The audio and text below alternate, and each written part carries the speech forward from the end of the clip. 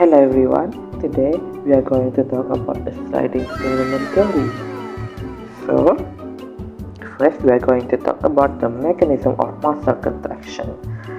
In this mechanism, the action potential propagated along the plasma membrane and down the tissue will trigger the voltage-gated Ca2 portion to open.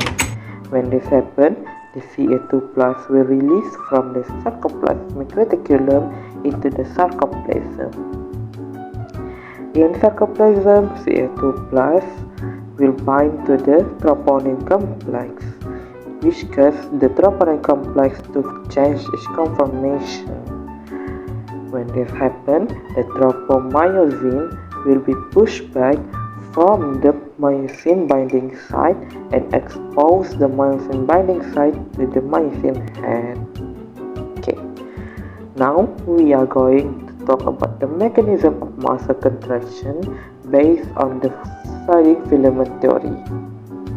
Okay, in sliding filament theory, the ATP will bind to the myosin head, which is in its low energy configuration. Each myosin head contains something that we call as the enzyme called ATPase. When the ATP binds to the head of the myosin, the ATPase will catalyze a reaction which is hydrolysis of ATP into ADP plus inorganic phosphate. This causes the energy to release from the reaction into the head of the myosin, which causes the myosin to pull back from its original position. The myosin is now in the high energy configuration. So, in high energy configuration, it is ready to bind to the myosin binding site in actin. So, when the myosin head binds to the myosin binding site, it will form something that we call as the cross bridge.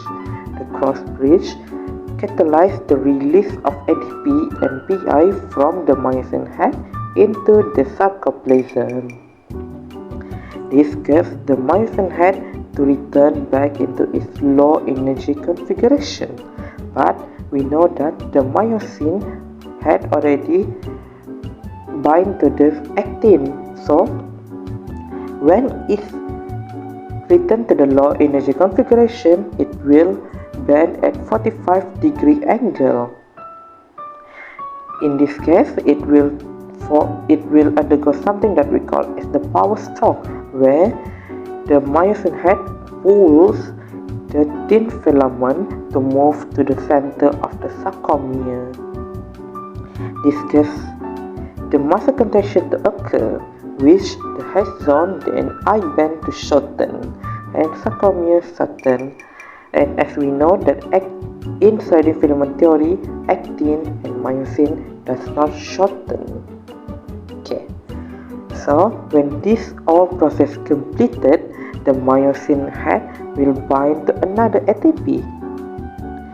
So it will bind to another ATP, which allows the myosin head to detach from the actin, which break the cross bridge and begin a new cycle once more, like this.